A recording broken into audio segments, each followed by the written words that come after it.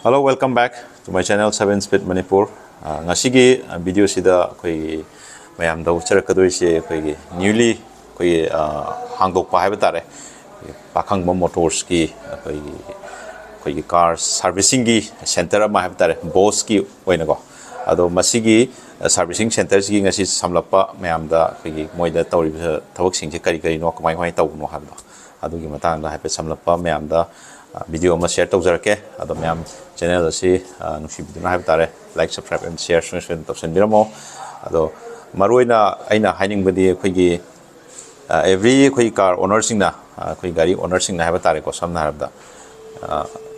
haidi miubi desu adum narak tabang amde na adum yawe gari desu dum siga samanana mi samanana khoi narak pa yelpa du samana khoi gari desu dum yarak tab khol tab mayam yaure haba tare ado masi solution je khoi mi da haragana khoi hospital afaba adagi kitang khoi equipment sudaba hospital da satlaga di khoi kitang khoi da singnaba khoi suspect mayam leidana ko adu sap manana khoi car gi service center sap matam da ju khoi local mechanic da satpa khotpa tawda moida equipment sudaba adagi well trained tawdaba mayam su leidana ko adumba mayam dagi free oina na ba haiba tare sugomba khoi kitang train tawraba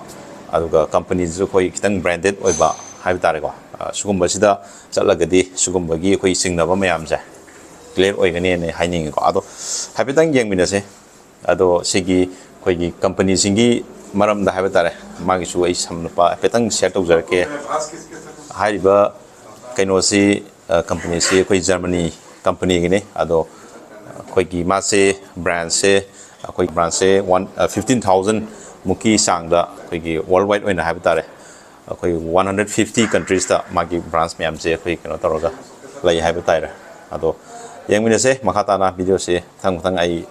mathang usarake location joi share tawjarake ado horse aya mayam da han bada location jana ita share tawjarake location je smai tawne khoi gi malom gi oil gi depot hab tare asimang du uri buje si oil gi depot ideni ko sidagi khoi makharom da hab tare kitang meter cham sani muki sang da hab tare kitang chalaga dum khoi gi left side ta sumaina lambi gi khoi gi mamang side ta maning ola ga sumaina lair mani go khoi pakhang ba cars service saina gi Bosch car service saina sumaina si tharja sumaina thar lair mani adu sigeng nakan su khoi kalbat myam khoi keno myam le sanitary gi product khoi gi station bam hab tare myam na sig dum sangbiro hatuga adom gi ngwai taba myam do aduga si parking area si am lai ko si da chauna marang kaina smai lai hanaji 40 ki khoi service center amani ko ado ji Bosch ki car khoi service center oina onthoga lai re adom si multi loimak yare gari khudimak adom gi haidi Tata oigera Mahindra oigera Maruti Suzuki any car brand have tare the lag adom servicing gi kudong sablo lai rani ko aduga sigi akhoi gi ahan rusida moi hek thaujalakpo go hek thaujalakpo khoi gi season le minus mana laigani seida khoi gi makha gi parsing kai gi yada khot loi check tawdoni go adu sigi sina keno lai jakrani go khoi gi season lip lairani aduga somna khanda su yengbio khoi gi seida hai se no car is complete without Bosch auto part ha khoi gi car gi parts ning da khoi gi Bosch ki part se yaudaba leite ha doni go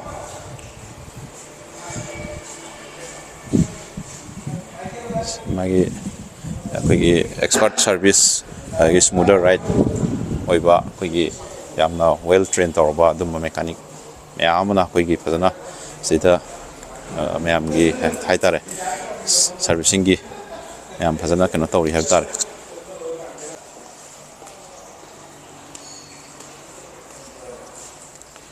aduga khoi sida laiba quick service na thari jaga sida khoi normal khoi service routine jing da sida fazana dum matam sana loi pangthok dum yawi khulong sawa lai adu si lifter ju sida ahum lai re normal lifter have tare aduga khoi mechanic sing ju moi uniform nai na fazana toroga lai fazana na have tare aduga somna kandana khoi moi store ju have sang yeng ji go store sida kai kamai tawge habdo ꯑꯩꯈꯣꯏꯒꯤ ꯊꯥꯎꯒꯤ ꯑꯩꯈꯣꯏꯒꯤ Castrol ꯂꯨꯕ꯭ꯔꯤꯀꯦꯟꯒꯤ ꯑꯣꯏꯅ ꯍꯥꯏꯕ ꯇꯥꯔꯦ ꯑꯗꯣ ꯁꯣꯝꯗꯁꯨ ꯔꯦꯛꯇ ꯃꯌꯥꯝ ꯂꯩꯔꯤꯀꯣ ꯁꯨꯃꯥꯏꯅ ꯑꯗꯨꯝ ꯁꯤꯒꯤꯁꯦ ꯁꯥꯔ ꯑꯩꯈꯣꯏꯒꯤ ꯑꯦꯅꯤ ꯑꯩꯈꯣꯏꯒꯤ ꯁ꯭ꯄꯤꯌꯔ ꯄꯥꯔꯠ ꯈꯨꯗꯤꯡꯃꯛ ꯑꯗꯨꯝ ꯂꯣꯏꯅꯃꯛ ꯑꯦꯕꯥꯏꯂꯦꯕꯜ ꯑꯣꯏꯅꯤꯀꯣ ꯑꯩꯈꯣꯏꯒꯤ ꯂꯨꯕ꯭ꯔꯤꯀꯦꯟ ꯑꯩꯈꯣꯏꯒꯤ ꯏꯟꯖꯤꯟ ꯑꯣꯏꯜ ꯕꯣꯁꯀꯤꯁꯨ ꯂꯣꯏ ꯐꯪꯉꯦ ꯑꯗꯨꯝ ꯁꯤꯗꯩꯗ ꯃꯈꯜ ꯈꯨꯗꯤꯡꯃꯛꯀꯤ ꯒꯥꯔꯤ ꯈꯨꯗꯤꯡꯃꯛꯀꯤ ꯍꯥꯏꯕ ꯇꯥꯔꯦ ꯂꯣꯏꯅꯃꯛ ꯌꯥꯕ ꯍꯥꯏꯕ ꯇꯥꯔꯦ ꯑꯗꯣ ꯒꯥꯔꯤꯒꯤ ꯑꯦꯅꯤ ꯄꯥꯔꯠ ꯍꯥꯏꯕ ꯇꯥꯔꯦ ꯑꯗꯨꯝ ꯁꯤꯗ ꯂꯣꯏ ꯑꯦꯕꯥꯏꯂꯦꯕꯜ ꯑꯗꯨꯝ ꯑꯣꯏꯒꯅꯤꯀꯣ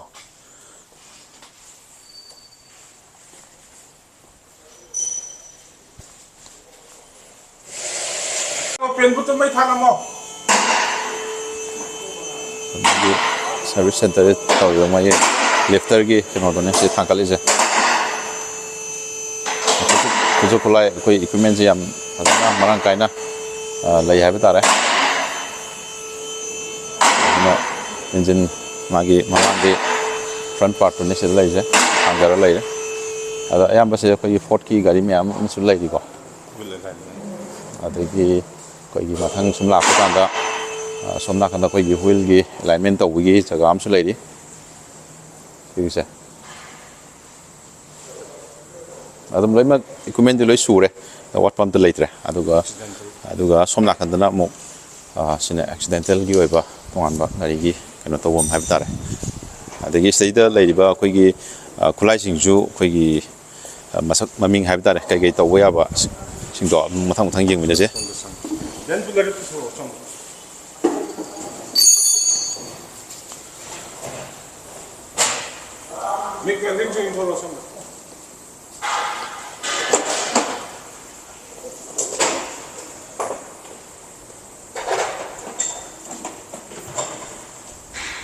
ꯑꯗꯨꯒ ꯁꯤꯗꯩꯗ ꯑꯩꯈꯣꯏꯒꯤ ꯁꯤ ꯑꯦꯛꯁꯤꯗꯦꯟꯇꯦꯜꯒꯤ ꯁꯤ ꯀꯥꯔ ꯁꯤꯒꯤ ꯁꯥꯔꯚꯤꯁꯀꯤ ꯁꯤꯒꯤ ꯂꯤꯐꯇꯔꯁꯤꯗꯩꯗ ꯂꯩꯕ ꯈꯨꯠꯂꯥꯏꯁꯤꯡꯁꯦ ꯁꯣꯝꯗ ꯁꯤꯗ ꯂꯩꯔꯤꯁꯤꯅ ꯑꯩꯈꯣꯏꯒꯤ ꯗꯦꯟ ꯄꯨꯂꯔ ꯍꯥꯏꯅꯀꯣ ꯑꯩꯈꯣꯏꯒꯤ ꯒꯥꯔꯤꯁꯤꯡ ꯑꯩꯈꯣꯏꯒꯤ ꯑꯦꯛꯁꯤꯗꯦꯟ ꯊꯣꯛꯄꯒꯤ ꯀꯣꯞꯄ ꯈꯣꯠꯄ ꯃꯌꯥꯝ ꯑꯃ ꯂꯩꯗꯅ ꯑꯗꯨꯝꯕ ꯃꯌꯥꯝꯗꯣ ꯁꯤꯒꯤ ꯃꯦꯆꯤꯟꯁꯤꯅ ꯑꯃꯨꯛ ꯁꯦꯝꯃꯛꯀꯗꯣꯏꯅꯦꯕ ꯍꯥꯏꯗꯤ ꯆꯤꯡꯊꯣꯛꯑꯒ ꯉꯁꯥꯏ ꯑꯀꯣꯞꯄꯗꯣ ꯆꯤꯡꯊꯣꯛ ꯈꯣꯠꯇꯣꯛꯄ ꯇꯧꯔꯒ ꯌꯥꯝꯅ ꯑꯩꯈꯣꯏꯒꯤ ꯈꯨꯠꯂꯥꯏꯁꯤ ꯌꯥꯝ ꯇꯥꯡꯕ ꯀꯩꯅꯣꯅꯤꯀꯣ ꯑꯗꯨꯒ ꯁꯣꯝ ꯅꯥꯀꯟꯗ ꯂꯩꯔꯤꯁꯤꯅ ꯑꯩꯈꯣꯏꯒꯤ ꯁ꯭ꯄꯣꯠ ꯋꯦꯜꯗꯤꯡ ꯍꯥꯏꯅ ꯑꯩꯈꯣꯏꯒꯤ ꯁꯤꯅ ꯑꯩꯈꯣꯏ ꯑꯃꯨꯛ ꯇꯦꯛꯄ ꯀꯥꯏꯕ ꯃꯌꯥꯝꯁꯦ ꯁꯤꯅ ꯑꯃꯨꯛ ꯁꯧꯕ ꯀꯥꯟꯗ ꯑꯩꯈꯣꯏꯒꯤ ꯄꯨꯔꯥ ꯑꯩꯈꯣꯏ ꯀꯝꯄꯅꯤ ꯐꯤꯇꯦꯠꯀꯤ ꯇꯥꯏꯞꯇ ꯑꯩꯈꯣꯏꯒꯤ ꯁꯧꯋꯦ ꯍꯥꯏꯕꯁꯦ ꯈꯪꯍꯟꯗꯕꯤꯗ ꯍꯥꯏꯕ ꯇꯥꯔꯦ ꯌꯥꯝ ꯐꯖꯅ ꯁꯧꯕ ꯉꯝꯕ ꯑꯗꯨꯝꯕ ꯈꯨꯠꯂꯥꯏ ꯃꯦꯆꯤꯟ ꯑꯃꯅꯤꯀꯣ ꯑꯗꯨꯅ ꯌꯥꯝ ꯐꯖꯅ ꯁꯤꯗꯩꯗ ꯋꯦꯜ ꯏꯀ꯭ꯋꯤꯞꯀ ꯂꯣꯏꯅꯅ ꯑꯩꯈꯣꯏꯒꯤ ꯋꯦꯜ ꯇ꯭ꯔꯦꯟ ꯃꯦꯀꯥꯅꯤꯛꯁꯤꯡꯒ ꯂꯣꯏꯅꯅ ꯐꯖꯅ ꯊꯕꯛ ꯇꯧꯔꯤ ꯍꯥꯏꯕꯗꯨꯅꯦ ꯁꯤꯗ ꯂꯩꯔꯤꯁꯤꯡꯁꯦ ꯑꯗꯨꯒ ꯃꯈꯥ ꯇꯥꯔꯛꯄꯗ ꯑꯩꯈꯣꯏꯒꯤ ꯁꯣꯝꯗ ꯁꯤꯒꯤꯁꯤꯅ ꯄꯦꯟ ꯔꯨꯝ ꯍꯥꯏꯕ ꯇꯥꯔꯦꯀꯣ ꯄꯦꯟ ꯕꯨꯠ ꯑꯩꯈꯣꯏꯒꯤ ꯒꯥꯔꯤꯒꯤ ꯑꯩꯈꯣꯏꯒꯤ ꯌꯥꯝꯅ ꯑꯩꯈꯣꯏ ꯁꯤꯜ ꯇꯧꯔꯒ ꯍꯥꯏꯕ ꯇꯥꯔꯦ ꯁꯤꯗꯩꯗ ꯑꯩꯈꯣꯏꯒꯤ ꯅꯨꯡꯁꯤꯠ ꯅꯨꯡꯁꯥ ꯇꯦꯝꯄꯔꯦꯆꯔꯁꯨ ꯀꯟꯇ꯭ꯔꯣꯜ ꯇꯧꯔꯒ ꯐꯖꯅ ꯃꯐꯝꯁꯤꯗ ꯑꯩꯈꯣꯏ ꯄꯦꯟ ꯒꯥꯔꯤꯒꯤ ꯑꯩꯈꯣꯏ ꯕꯣꯗꯤ ꯀꯂꯔ ꯄꯦꯟ ꯇꯧꯕ ꯃꯇꯝꯗ ꯁꯤꯗ ꯇꯧꯒꯗꯣꯏꯅꯤꯀꯣ ꯌꯥꯝ ꯐꯖꯅ ꯅꯥꯟꯅ ꯂꯩ ꯌꯥꯝ ꯃꯑꯣꯡ ꯇꯥꯅꯀꯣ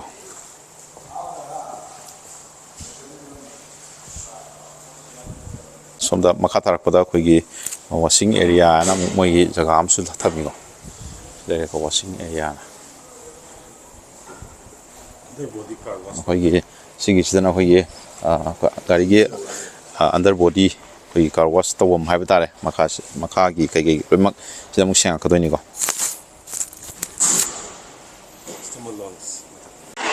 ꯑꯗꯨꯒ ꯃꯈꯥ ꯇꯥꯔꯛꯄꯗ ꯑꯩꯈꯣꯏꯒꯤ ꯁꯥꯔꯚꯤꯁꯤꯡꯁꯤ ꯇꯧꯕꯁꯤꯗ ꯑꯩꯈꯣꯏꯒꯤ ꯑꯦꯅꯤ ꯑꯩꯈꯣꯏ ꯀꯝꯄꯅꯤꯒꯤ ꯁꯥꯔꯚꯤꯁ ꯁꯦꯟꯇꯔꯗ ꯇꯧꯕꯗꯣ ꯑꯗꯨꯒ ꯆꯞ ꯃꯥꯟꯅꯅ ꯍꯥꯏꯕ ꯇꯥꯔꯦ ꯍꯥꯏꯗꯤ ꯑꯩꯈꯣꯏꯒꯤ ꯀꯁꯇꯃꯔꯒꯤ ꯂꯣꯟꯁ ꯍꯥꯏꯅꯁꯨ ꯃꯣꯏ ꯇꯣꯉꯥꯟꯅ ꯑꯁꯤꯒꯤ ꯑꯩꯈꯣꯏꯒꯤ ꯃꯊꯛꯁꯤꯗ ꯂꯩꯌꯦꯕꯀꯣ ꯑꯗꯣ ꯃꯣꯏꯒꯤꯁꯨ ꯃꯣꯏꯗꯒꯤ ꯁꯤꯗ ꯃꯈꯥꯗ ꯑꯩꯈꯣꯏ ꯌꯥꯝ ꯊ꯭ꯔꯤꯅ ꯇ꯭ꯔꯥꯟꯁꯄꯦꯔꯦꯟ ꯑꯣꯏꯅ ꯊꯕꯛꯁꯦ ꯇꯧꯋꯦ ꯍꯥꯏꯕꯗꯣ ꯈꯪꯅꯅꯕ ꯍꯥꯏꯕ ꯇꯥꯔꯦ ꯑꯗꯣꯝꯗ ꯀꯥꯈꯠꯂ ꯌꯦꯡꯁꯦ ꯃꯣꯏꯅ ꯂꯩꯔꯤꯕ ꯃꯑꯣꯡꯁꯤꯀꯣ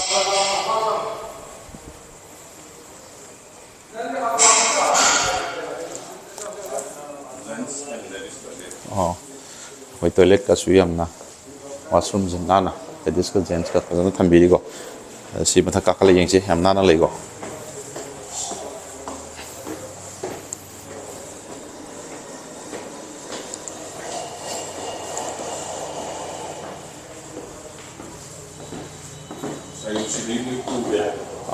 sini ꯑꯩꯈꯣꯏꯒꯤ customer launch ꯗ ꯂꯩꯔꯦ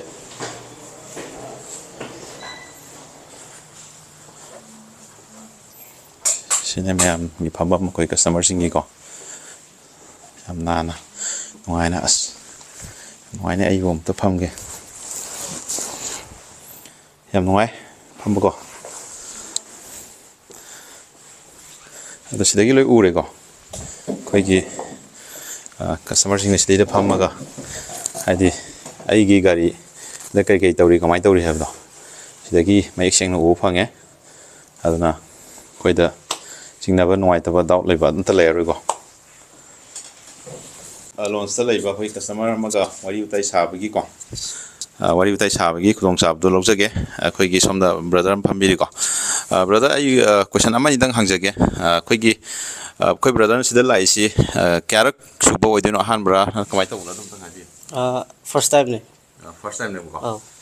ꯑꯗ ꯁꯤꯗ ꯂꯥꯛꯄꯗ ꯑꯩꯈꯣꯏꯒꯤ ꯈꯤꯇꯪ ꯑꯩꯈꯣꯏꯒꯤ ꯑꯦꯛꯁꯄꯤꯔꯤꯌꯦꯟꯁ ꯍꯥꯏꯕ ꯇꯥꯔꯦꯀꯣ ꯃꯌꯥꯝꯗ ꯈꯤꯇꯪ ꯁꯤꯌꯔ ꯇꯧꯕꯤꯌꯨ Adum sumana customer gi lounge ka thamba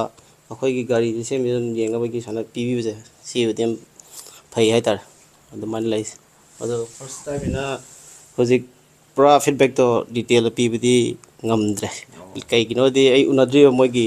in charge tu ju adu na matung oi ta di feedback to khara phajana piba ngamne brother ꯇꯥꯛꯄꯤꯔꯤꯁꯦ ꯍꯧꯖꯤꯛ ꯐꯥꯎꯒꯤ ꯑꯣꯏꯅꯗꯤ ꯑꯩꯈꯣꯏꯒꯤ ꯁꯤꯒꯤ ꯁꯥꯔꯚꯤꯁ ꯁꯦꯟꯇꯔꯁꯤꯗ ꯂꯩꯔꯤꯕ ꯃꯣꯏꯒꯤ ꯐꯤꯕꯝ ꯀꯁꯇꯃꯔꯁꯤꯡꯒꯤ ꯂꯣꯟꯁ ꯑꯩꯈꯣꯏꯒꯤ ꯌꯥꯝ ꯃꯑꯣꯡ ꯇꯥꯅ ꯊꯝꯕꯤꯔꯦ ꯍꯥꯏꯕꯗꯨꯅꯤ ꯑꯗꯨꯒ ꯁꯥꯔꯚꯤꯁꯤꯡꯒꯤ ꯃꯇꯥꯡꯗꯗꯤ ꯈꯤꯇꯪ ꯍꯥꯏꯗꯤ ꯈꯤꯇꯪ ꯉꯟꯃꯜꯂꯦ ꯍꯥꯏꯕ ꯇꯥꯔꯦ ꯇꯁꯦꯡꯅ ꯍꯥꯏꯔꯗꯤꯀꯣ ꯌꯥꯝ ꯅꯨꯡꯉꯥꯏꯖꯔꯦ ꯑꯍꯥꯟꯕ ꯍꯦꯛ ꯆꯪꯉꯛꯄ ꯑꯩꯈꯣꯏ ꯁꯣꯝ ꯔꯥꯏꯠ ꯁꯥꯏꯗꯇ ꯃꯣꯏ ꯑꯣꯐꯤꯁ ꯑꯗꯨꯝ ꯂꯩꯔꯦꯀꯣ ꯁꯤꯗ ꯑꯩ ꯎꯠꯆꯔꯛꯀꯦ ꯃꯣꯏ ꯑꯣꯐꯤꯁꯁꯤꯁꯨ ꯑꯩꯈꯣꯏ ꯁꯨꯃꯥꯏꯅ ꯂꯩ ꯁꯤ ꯑꯍꯥꯟꯕꯁꯤꯗ ꯑꯩꯈꯣꯏꯒꯤ ꯔꯤꯁꯦꯞꯁꯟꯁꯤ ꯂꯩꯔꯦ ꯑꯗꯨꯒ ꯁꯣꯝ ꯅꯥꯀꯟꯗꯅ ꯕꯤꯂꯤꯡꯁꯤ ꯂꯩꯔꯦ ꯕꯤꯂꯤꯡ ꯇꯧꯕꯀꯣ ꯑꯗꯨꯒ ꯁꯣꯝꯗꯅ ꯑꯃꯨꯛ ꯑꯩꯈꯣꯏ ꯀꯦꯁ ꯀꯥꯎꯟꯇꯔꯁꯤ ꯂꯩꯔꯦ ꯑꯗꯨꯒ ꯁꯣꯝꯗꯅ ꯑꯩꯈꯣꯏꯒꯤ ꯕꯦꯛ ꯑꯣꯐꯤꯁꯗ ꯂꯩꯔꯦꯀꯣ ꯁꯨꯃꯥꯏꯅ ꯂꯩ ꯑꯣꯐꯤꯁ ꯌꯥꯝ ꯅꯥꯟꯅ ꯐꯖꯅ ꯂꯩꯀꯣ ꯑꯗꯣ ꯑꯩꯈꯣꯏ ꯉꯁꯤꯒꯤ ꯑꯣꯏꯅ ꯍꯥꯏꯕ ꯇꯥꯔꯦ ꯑꯩꯈꯣꯏꯒꯤ ꯕꯣꯁꯀꯤ ꯀꯥꯔ ꯁꯥꯔꯚꯤꯁ ꯁꯦꯟꯇꯔꯗ ꯂꯥꯛꯑꯒ